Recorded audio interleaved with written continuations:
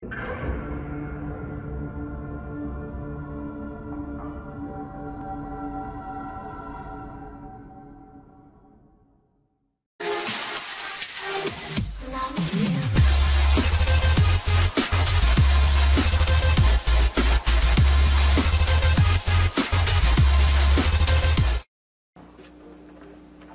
or intent to effect the death of said Lisa Levy. My chance to talk to the press. Contrary to Section 78204 Florida statute. I'll plead not guilty right now. And your grand jury is being... Serial Murder 5, vous êtes en direct, salut à tous, c'est Hughes, écoutez, comment allez-vous, la famille, les amis? Bah moi ça va pas trop mal, aujourd'hui épisode numéro 5, Serial Murder, comme je vous l'ai dit, Theodore Robert Bundy. Donc voilà, je vais vous en parler un petit peu, je vais vous apporter mes connaissances sur le sujet. Donc n'hésitez pas, prenez des chips, prenez un soda, cet épisode va peut-être être plus long que prévu, je n'en suis pas encore sûr. Je ne peux pas vous le dire, ça dépendra de ce que j'aurai à dire.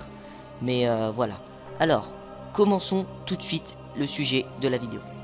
Theodore Cowell est né le 24 novembre 1946 à Burlington. Il était le fils, donc au départ à sa naissance, d'une mère incapable de s'en occuper. Donc c'est souvent le problème des parents qui font des enfants trop tôt. Donc elle était très immature et vivait toujours chez ses parents. Ses grands-parents, quant à eux, décidèrent ils vont s'en occuper et ils vont décider de le présenter au voisinage comme leur fils adoptif. Le jeune Cowell grandira donc dans l'illusion, étant persuadé que sa mère était en réalité sa sœur. À l'âge de 4 ans, sa mère va refaire sa vie avec un homme et donc Theodore prendra le nom de son beau-père qui était Bundy.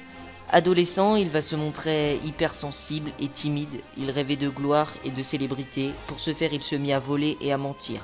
On remarque aussi également à cette période-là que pour lui, l'école n'était jamais un problème, il se révélera être un très bon élève. À son entrée à la faculté, il se montra tout aussi timide et se lança dans l'étude du chinois. Vers l'âge de 20 ans, il tomba amoureux d'une jeune fille issue d'une famille aisée, Stephanie Brooks. Cette fille-là, c'est une vraie... comment je pourrais dire ça sans être trop vulgaire, sans être trop insultant? C'est une vraie micheton, non pas une micheton, une lopsa, voilà. Puisqu'elle n'est là juste pour apparemment, juste pour se foutre un peu de sa gueule, on va le dire. Donc il va se fiancer à elle, et plus tard, elle rompit ses fiançailles de manière extrêmement brutale, et donc il en ressortira très affecté. Il se lia ensuite d'amitié avec un drogué. Durant cette période, il était totalement perdu, et donc en sa compagnie, il va commettre plusieurs cambriolages. C'est à cette époque-là, sur ce que l'on raconte, qu'il trouva cela excitant, le fait de commettre des cambriolages, et il va continuer dès lors à commettre toutes sortes d'autres larcins. En 1973, il va décider de commencer des études universitaires. Pour ce faire, il s'inscrivit à la faculté de droit de Tacoma, oubliant les années qu'il avait passées en psychologie. Il rencontra de nouveau, c'est à cette époque-là qu'il rencontra de nouveau Stephanie Brooks, comme je vous l'ai dit, qui tenta de renouer avec lui, mais il refusa. Alors oui, à ce moment-là, Theodore Bundy était devenu beau, tu vois. Il ne l'était pas spécialement avant. Avant, il avait tout d'un mec un peu... je vais pas dire un peu trop timide, mais un peu trop réservé, tu vois. Et avec le temps, il est devenu beau. Donc oui, ça arrive, hein. Les moches qui deviennent beaux et... Bon, les beaux qui deviennent moches arrivent moins fréquemment, mais ça se peut que si vous êtes moche, vous ayez une chance de devenir beau. Voilà. Donc, il était vraiment devenu très attirant, très séduisant. Et Seattle était pour lui une ville comptant de nombreuses étudiantes. Les agressions vont alors commencer. Sharon Clark fut victime d'une sauvage agression sexuelle le 4 janvier 1974. Elle fut découverte le lendemain inconsciente par l'une de ses camarades. Alors, elle avait été frappée à coups de barre de fer et restera une semaine dans le coma. Le 31 janvier, Linda Haley disparut de son logement.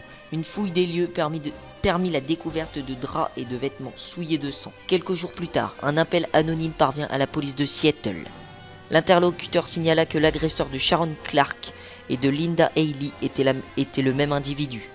Durant le printemps et l'été 1974, 7 autres jeunes étudiantes vont disparaître sans explication dans les États de Washington et de l'Oregon. On va interroger d'autres témoins dans un parc et ils parlèrent tous d'un homme portant aussi un plâtre et qui semblait demander de l'aide pour attacher sa planche à voile sur le toit de sa voiture. Un portrait robot sera établi et un témoin avait vu Janice Ott, donc l'une des victimes du tueur, disparaître pour la dernière fois avec un homme qu'elle appelait Ted. Ses collègues du comité républicain commencèrent alors à plaisanter avec lui, donc avec lui, avec Theodore Bundy, le taquinant sur le fait qu'il s'appelait justement Ted, qu'il ressemblait au portrait robot et qu'il possédait une Volkswagen, mais cela ne le faisait pas franchement rire. Quelques jours plus tard, Bundy fit ses bagages et partit pour Salt Lake City. Salt Lake City, c'est dans l'Utah, c'est un lac au milieu de l'état de l'Utah, où il devait commencer ses études de droit. Il trouva une chambre dans une maison étudiante et se fit de nouveaux amis. Il continua pourtant à mener une double vie. Le 2 octobre 1974, Nancy Wilcox, c'est l'une des victimes les plus connues. Une majorette de 16 ans habitant dans l'Utah s'était disputée avec ses parents et elle avait décidé de fuguer. Elle disparut alors qu'elle faisait du stop. Donc à ce moment-là, quand tu fais du stop à cette époque-là aux États-Unis, c'est un peu comme si tu te promenais à côté d'un volcan en éruption, quoi. C'est aussi dangereux que si tu te promènes à côté d'un volcan en éruption. En tout cas, si tu fais du stop dans les années 70 aux États-Unis, c'est à peu près ça, quoi. Tes chances de survie sont les mêmes. 16 jours plus tard, la fille du shérif de l'Utah, Melissa Schmitz, 17 ans, disparaît alors qu'elle faisait elle aussi du stop pour se rendre à une soirée entre amis. Son corps sera découvert 9 jours plus tard dans le parc Summit. Elle avait été violée, étranglée et si violemment battue que son père ne put reconnaître son visage. La femme de Ted Bundy se posait, elle, de plus en plus de questions sur lui. Elle avait découvert une hachette sous le siège passager de sa voiture. Mais donc sa femme, faut savoir qu'il était très proche d'une fille à cette époque-là, qui est en réalité sa femme. Elle refusait de croire tout simplement que l'homme qu'elle aimait pouvait être un tueur, quoi. En même temps, tu me diras, si elle l'aime vraiment, elle va pas penser que c'est un tueur. Donc de plus, pour les enquêteurs, des similarités entre les meurtres de Washington et de l'Utah attirèrent leur attention. Ils cherchaient le responsable de 3 meurtres et se rencontrèrent pour échanger leurs informations. Ils s'accordèrent sur le fait que c'était le même homme qui avait commis tous ces meurtres. Le terme de tueur en série n'était pas encore devenu... comment je pourrais vous dire ça, n'était pas encore officialisé à l'époque. Et pour les enquêteurs, ce terme-là était vraiment inconnu. Donc ils n'étaient pas spécialement sûrs que c'était le même homme, mais en tout cas, ils avaient de très sérieux doutes. Donc le 8 novembre 1974, le tueur frappa une nouvelle fois en s'attaquant à une jeune fille nommée Carol dans un centre commercial. Bundy avait environ entre 25 et 30 ans à cette époque-là. Il se présenta à elle comme un policier qui s'inquiétait de la présence de sa voiture sur le parking du magasin. Il prétendit ensuite que son collègue avait arrêté un individu qu'il venait de pénétrer par effraction dans son véhicule. Theodore Bundy se faisait passer pour un policier et donc, pour ceux qui n'ont pas compris, j'ai peut-être été un petit peu rapide, il disait à Carol, donc la femme, je suis désolé si je prononce l'accent comme ça mais j'aime bien ce prénom, qu'un cambrioleur avait tout simplement entré par effraction dans son véhicule et il l'invita donc à rejoindre sa voiture pour vérifier si rien n'avait été volé. Méfiante, elle était sceptique, elle demanda à l'homme de prouver son identité. Bundy sortit alors rapidement quelque chose qui ressemblait à une insigne de policier. Après avoir examiné le véhicule, qui ne présentait aucun dommage, le pseudo-policier expliqua à la jeune fille que son collègue avait emmené l'auteur au poste et invita celle-ci à l'accompagner afin d'y faire une déposition. Il y a un aspect assez comique, si je puis dire, ironique de la chose qui va apparaître puisque le véhicule de Ted Bundy, c'était une vieille Volkswagen totalement délabrée qui n'avait strictement rien d'un véhicule de police. La situation paraissait pour la jeune femme encore davantage suspecte lorsque l'homme prit une direction opposée à celle du commissariat. Profitant d'un arrêt de la voiture, Carol tenta de sortir précipitamment, mais le conducteur parvint à lui passer une menotte au poignet gauche, sans parvenir à menotter l'autre poignet car la jeune fille se débattait fortement. En désespoir de cause, Bundy sortit un pistolet et menaça de la tuer si elle ne se calmait pas. Trop paniquée pour entendre les menaces, Carol n'obtempéra pas et parvint à fuir du véhicule, poursuivie par Bundy emparé d'une barre de fer. Il la menotte dans sa voiture, donc à ce moment-là, je sais pas, t'es menotté par une sorte de maniaque là, sexuel dans ta voiture. Quand t'es une femme, tu dois vraiment pas être bien. Et heureusement, donc, l'arrivée d'un autre véhicule va la sauver. Donc à la vue des phares, Bundy retourna précipitamment vers sa Volkswagen et démarra en trombe.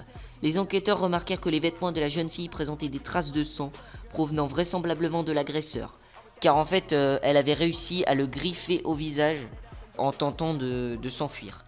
Ce sang, il va faire l'objet de prélèvements. Le même jour, Bundy, encore frustré de son échec, se présenta à une fête scolaire et s'intéressa à une enseignante. À plusieurs reprises, il insista pour qu'elle le rejoigne sur le parking, mais très occupée, cette dernière refusa. C'était une enseignante qui s'occupait de garçons dans une école maternelle. si je me souviens bien. Donc elle était pas disposée apparemment à le suivre puisqu'elle avait trop de travail justement ce jour-là. C'était une sorte de kermesse ou je sais pas, une fête d'école, hein, je sais pas comment vous appelez ça, mais voilà. Cependant, elle refusa et donc Bundy porta son attention vers une jeune fille de 17 ans qui venait de quitter la fête. Le lendemain, les policiers fouillèrent le parking de l'école et y découvrirent une clé. Ils comprirent que l'agresseur dangereux venait de passer par là, car elle ouvrait les menottes de Carole. Les descriptions de l'homme données par les deux jeunes femmes furent très similaires. Il semblait évident que l'auteur, ayant échoué à enlever les deux jeunes femmes, s'était rabattu sur Debbie Kent, donc c'est la fille dont je vous ai parlé qui avait 17 ans, à la sortie de l'école, qui avait accepté de le suivre. Dans un même temps, donc le 16 août 1975, après cette vague de meurtres, un policier de l'Utah qui patrouillait au volant de son véhicule remarqua une coccinelle roulant doucement dans la nuit. Hayward, c'est le nom du policier, Bob Hayward, connaissait tout le monde dans le voisinage et personne ne conduisait de coccinelle. Lorsqu'il alluma ses phares afin de lire la plaque d'immatriculation de la voiture, le conducteur éteignit les siens et partit sur les chapeaux de roue. Le policier prit immédiatement le véhicule en chasse. Ce dernier, donc Bundy, y va griller 2 stops mais finira par s'arrêter à une station essence. Bob Hayward se gara derrière lui et posa la main sur son arme lorsque l'occupant de la voiture sortit et s'approcha de lui. C'était un jeune homme brun, tout ce qu'il y avait de plus normal. Hayward lui demanda son permis de conduire et apprit qu'il se nommait Theodore Bundy. Bundy lui expliqua qu'il était en train de fumer un joint et qu'il avait fui par peur d'être arrêté, mais s'était finalement ravisé en constatant sa bêtise. 2 autres policiers qui passaient par là se garèrent devant la coccinelle. Hayward s'avança pour les saluer et remarqua que la voiture de Bundy n'avait pas de banquette passagère. Les 3 policiers vont remarquer qu'il n'avait pas de banquette passagère, donc ça paraît quand même assez suspect, cette chose-là. Donc ils commencèrent à se poser des questions, et avec l'aide de ses 2 collègues, ils fouilla le véhicule. Donc, dans un grand sac, ils découvrirent un pied de biche, une cagoule de ski, un masque taillé dans un bas, une corde, des menottes et du fil de fer. Bundy fut arrêté et soupçonné de cambriolage. Cependant, il savait qu'il n'encourait qu'une punition symbolique. Il fut relâché et rentra chez lui l'esprit libre avec de nouvelles idées en tête. Il sera relâché, c'était une sorte de remise à l'ordre, il était simplement soupçonné à ce moment-là. Donc le 21 août 1975, il fut à nouveau interpellé et réentendu. Maître de ses nerfs, alors oui, ça c'est quand même un talent je trouve, les mecs qui sont capables de sortir des conneries comme ça, de se justifier pour à peu près dans n'importe quelle situation alors qu'ils sont en détresse, qui arrivent à se justifier comme ça, je trouve que c'est un talent franchement. Donc il affirma utiliser la cagoule contre le froid, avoir trouvé les menottes dans une poubelle et utiliser la barre de fer pour dépanner son véhicule. La fouille de son appartement ne permirent pas la découverte d'objets suspects, hormis des brochures touristiques sur le Colorado. Donc le Colorado, lieu d'enlèvement et de meurtre de plusieurs victimes. Et donc c'était a priori le même mode opératoire que les meurtres dans l'Utah. Alors, il nia alors s'être rendu dans cet état et prétendit que les brochures appartenaient à un ami. Ils vont fouiller sa maison, donc son appartement, et ils ne vont rien trouver.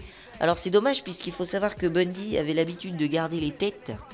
Oui, il avait l'habitude de collectionner les têtes de ses victimes qu'il ramenait chez lui en tant que trophée. Et à ce moment-là, ils ne vont rien trouver dans son appartement. On peut voir que tout était nickel, tout était rangé, tout était en ordre. Les empreintes avaient été même effacées dans sa chambre. Mais à ce moment-là, tu te dis quelle personne innocente effacerait même les empreintes dans sa propre chambre. Voilà. Donc dans les jours suivants, Carole, la principale survivante, fut confiée à une séance d'identification. Encore sous le choc, la victime reconnut Bundy comme étant l'auteur de son enlèvement, mais sans réelle certitude. Bundy sera finalement relâché et inculpé d'enlèvement et de tentative de meurtre sur la personne de Carole Darronch. Le 20 novembre 1975, il sera finalement libéré sous caution. Le 23 novembre 1976, oui je sais il y a beaucoup de dates, mais bon en même temps ça s'enchaîne. Hein. Bundy comparut devant le tribunal de Salt Lake City. Il fit très bonne impression et malgré une reconnaissance formelle de la part de Carole, il se prétendit victime de coïncidence. Le 27 décembre, à l'issue d'un délibérément serré, il sera reconnu coupable de kidnapping et condamné à 15 ans de prison. Le 7 juin 1977, il est emmené à Aspen pour une audience préliminaire. À ce moment-là, il va décider d'assurer lui-même sa défense. Cependant, le temps de midi, il sera autorisé à entrer dans la bibliothèque du second étage. Il assurait lui-même sa défense, donc il prétendait avoir besoin d'aller dans la bibliothèque pour relire ce qu'il avait le droit de faire et de ne pas faire lors de son procès. Donc comme il assurait lui-même sa défense et n'avait pas d'avocat, il fut bien sûr autorisé. Il va parvenir à s'échapper du tribunal en sautant par une fenêtre.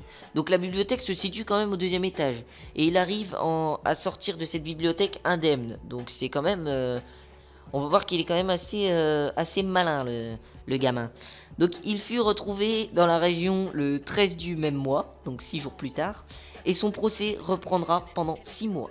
Le 30 décembre 1977, à l'aide d'une scie à métaux, Bundy parvient une nouvelle fois à s'évader de sa cellule. Cette fois, il ne fut pas repris et gagna Chicago, puis la Floride, sous une fausse identité. Donc il est enfermé dans l'Utah, donc qui se situe au nord-est des États-Unis, si je ne dis pas de bêtises, à peu près vers le nord-est. Et il parvient à gagner la Floride, qui est située dans le sud-ouest. Non, je me suis trompé. L'Utah, c'est dans le nord-ouest. Et il parvient à regagner la Floride, qui est dans le sud-est. Donc à ce moment-là, il a parcouru l'ensemble des États-Unis. Donc pour le retrouver, c'est vraiment très dur, surtout qu'il est devenu un expert dans le déguisement, puisqu'à chaque fois, soit il porte la barbe, soit il se rase la tête, soit il... Voilà, donc... en plus, il utilise des fausses identités, donc à ce moment-là, bonjour pour le retrouver. Donc le 15 décembre 1978, une étudiante de l'université locale aperçut un individu masqué et armé d'une matraque en bois sortir en courant d'un dortoir. La police fut prévenue et les intervenants découvrirent 2 jeunes filles sérieusement blessées dans leur chambre. Plus atroce encore, une 3e victime, Margaret Bowman, âgée de 21 ans, fut retrouvée morte étranglée avec un bas. Une 4e jeune fille, Lisa Levy, âgée de 20 ans, fut retrouvée mourante dans le même immeuble. Elle mourra lors de son transfert à l'hôpital. Donc ça fait quand même 4 victimes là dans le kill feed pour Theodore Bundy. Non, je rigole. Et Margaret Bowman donc avait été... Alors ça c'est beaucoup moins drôle, je suis en train de rigoler mais en fait... il faudrait mieux que je ferme ma gueule parce que elle avait quand même été agressée sexuellement. Donc tout comme Lisa Levy, dont le corps montrait diverses marques de morsures. Donc à ce moment-là, tu ne peux pas savoir l'erreur fatale que tu viens de faire, Ted Bundy, puisque j'ai envie de vous dire, chaque individu possède une mâchoire différente. Chaque individu possède des dents, des mesures de dents différentes. Donc à ce moment-là, Lisa Levy est morte, mais elle en a vengé beaucoup d'autres, puisque en mourant, la morsure, la marque de morsure en tout cas retrouvée sur son corps va permettre... va être un indice capital pour la suite de l'enquête, si ce n'est l'un des seuls indices qu'on aura. Donc 1h30 plus tard, dans un autre immeuble de Tallahassee, on va découvrir une victime agressée à coups de matraque. Cette dernière ne survivra que par miracle. 5 victimes dans le même soir, tu viens d'exploser le record. Par la suite, le 9 février 1978, la police de Lake City reçut un appel désespéré des parents d'une jeune fille nommée Kimberly Leach. Donc Kimberly Leach, je le dis bien, c'est la victime la plus connue, également la plus jeune de Ted Bundy. Donc elle avait seulement 12 ans. Voilà, donc c'est absolument atroce. Alors qu'elle était en cours de gymnastique, elle va se rendre compte en fait qu'elle avait oublié son porte-monnaie dans la classe. Donc réaction normale, tu sors pour aller le chercher si t'en as besoin. Et donc elle disparaîtra peu après et on ne l'a retrouvée nulle part. La police va organiser des recherches dans tout le comté afin de trouver la fillette qui s'était évaporée non loin de son école. Les enquêteurs découvrirent que l'amie de Kimberly, donc son amie se nommait Priscilla Blackney, elle l'avait vue monter en fait dans la voiture d'un étranger, Priscilla, son amie Kimberly. Oui, je sais, c'est des noms graves stylés aux États-Unis, c'est dommage qu'on n'a pas les mêmes en France, mais bon.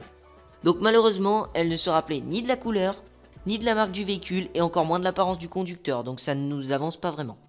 Le 15 février 1978, le policier David Lee parcourait à l'ouest de Pensacola lorsqu'il vit une coccinelle orange rouler doucement dans les rues. Sceptique, il va vérifier la plaque d'immatriculation grâce à sa radio et apprit qu'elle avait été volée. Il alluma ses phares et se mit à suivre la voiture. Tout comme il l'avait fait dans l'Utah 3 ans auparavant en août, Bundy prit la fuite puis s'arrêta brusquement. Donc tu sais pas pourquoi il fait ça, il prend la fuite et il s'arrête brusquement. Voilà, bon bah écoute si tu veux. David Lee sortit la main sur son arme et lui ordonna de s'allonger sur le sol. Bundy s'exécuta, mais lorsque Lee en fait va s'approcher et va lui tenter de lui mettre les menottes, Bundy va rouler sur le côté et le frapper. Il parvient à se libérer et se mit à courir. Lee lui tira dessus et Bundy tomba sur le sol. Donc Bundy avait reçu une balle dans le dos. Lee va s'approcher de lui pour vérifier s'il n'était pas blessé et s'il ne l'avait pas tué. Mais lorsque Lee va se pencher vers lui, Bundy se jeta à nouveau sur lui. Mais cette fois, Lee parvint à le menotter et le conduisit au poste de police et fut très surpris de le reconnaître sur l'avis de recherche du FBI. Un avis de recherche avait été dressé au nom d'un homme. On ne connaissait pas l'identité réellement, on ne connaissait pas le nom de l'homme, sinon évidemment on l'aurait tout de suite arrêté. Et donc, par contre, le portrait robot qui avait été en accord avec justement l'homme recherché, le possible tueur en série, le possible meurtrier de masse, excusez-moi, de l'époque, eh ben, ça ressemblait étrangement à Theodore Bundy, donc qui était classé à ce moment-là par le FBI comme l'un des 10 criminels les plus recherchés des États-Unis. Donc, c'est vous dire. Le 7 avril 1978, le corps en décomposition de Kimberly Leach fut découvert dans une vieille cabane située dans un parc en Floride. Elle avait été violée et égorgée. Des examens révélèrent du sang et du sperme appartenant à Bundy sur les sous-vêtements de la jeune fille. Donc traîné en justice en Floride, qui est surnommé à l'époque l'état de la mort, à l'époque bien sûr, puisque maintenant c'est le Texas, en raison de son large emploi de la chaise électrique, Bundy fut confronté à un dilemme. Sauver sa vie en reconnaissant sa culpabilité, ou jouer le quitte ou double en plaidant non coupable. Estimant qu'il n'y avait guère de preuves directes contre lui, excepté les traces de morsures, donc comme je vous en ai parlé auparavant, sur le corps de Lisa Levy, Bundy décida de plaider non coupable. Passant, il va passer des accords avec le juge et il va parvenir à repousser son procès d'octobre 1978 à juin 1979.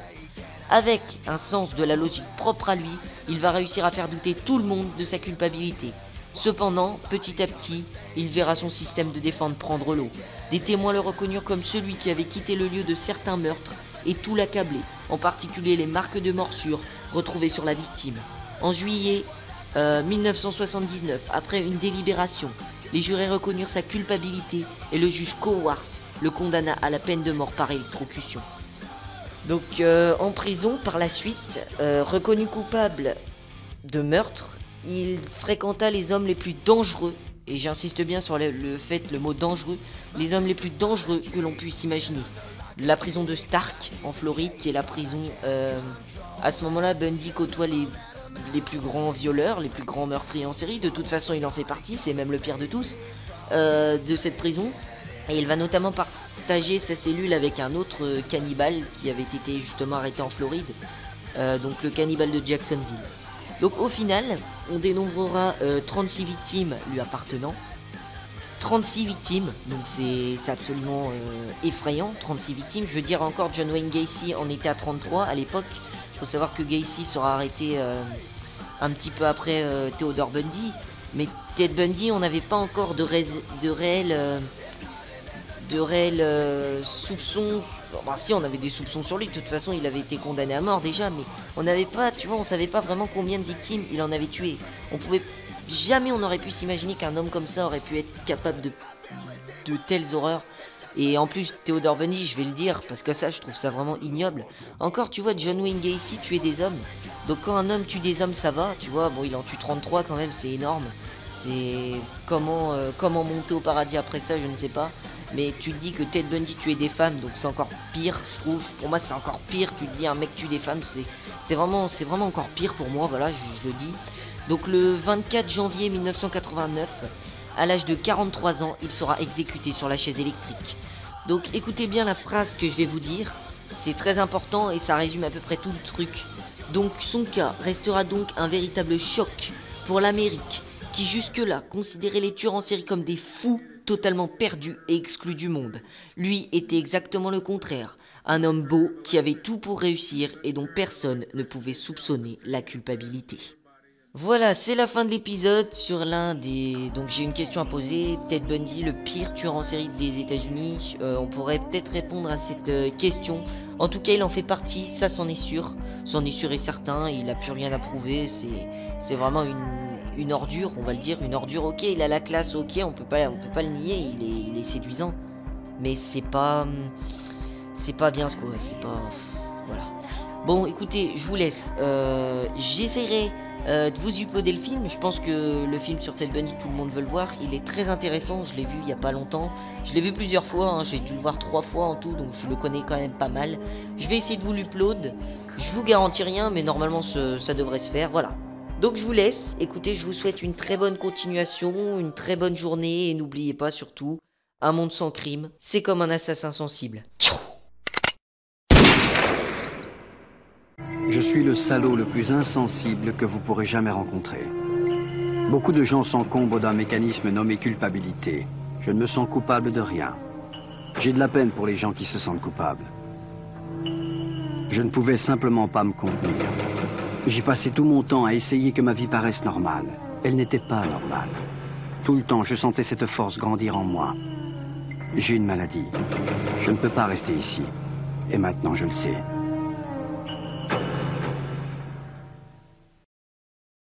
J'ai pas pris des coupables. J'ai pas pris des coupables. Je suis tellement de spé qui m'inventent même des histoires de Karachika. De Karachika, tu veux être ma femme? Allez, Lungokuna. Toi tu pues de la chatte et tu veux que je t'offre Lolita Lempika.